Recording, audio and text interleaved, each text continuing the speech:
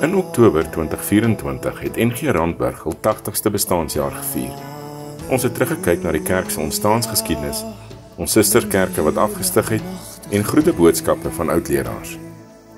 Die kerk se aksies wat die jeug, senior lidmate en liefdadigheid ondersteun en wat ons gemeente se karakter en identiteit verteenwoordig, was met trots onder die kolle geplaas.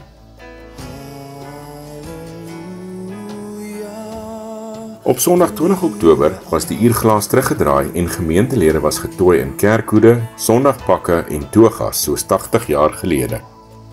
Waar kom die toga vandaan? Waar kom die gebruik van die toga en spesifiek die swart toga vandaan? Die gemeente het onthou Sondag gevier, sodat die kerk se tradisies en liturgiese transformasie onthou en herken kon word.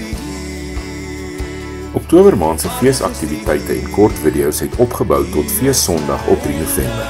Die gemeente het nagmaal gehou en spesiale erkenning is aan stigterslede en oudleraars gegee.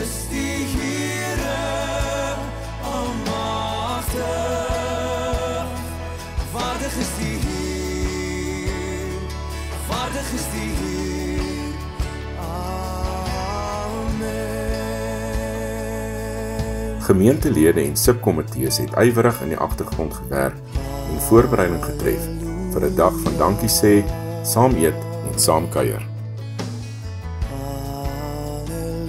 Halleluja, want die Here almagtige leef.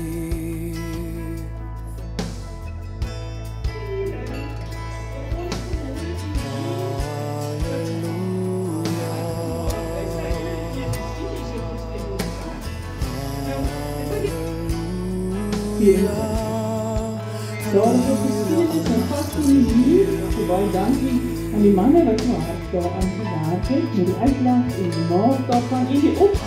Ons is dankbaar vir jou deelname aan die 80ste bestaanjaarviering. Randburg is 'n lewendige gemeente wat saam groei in ons geloof, in liefde aan mekaar behoort en mekaar in die Here se wêreld met seën dien. Mooi loop.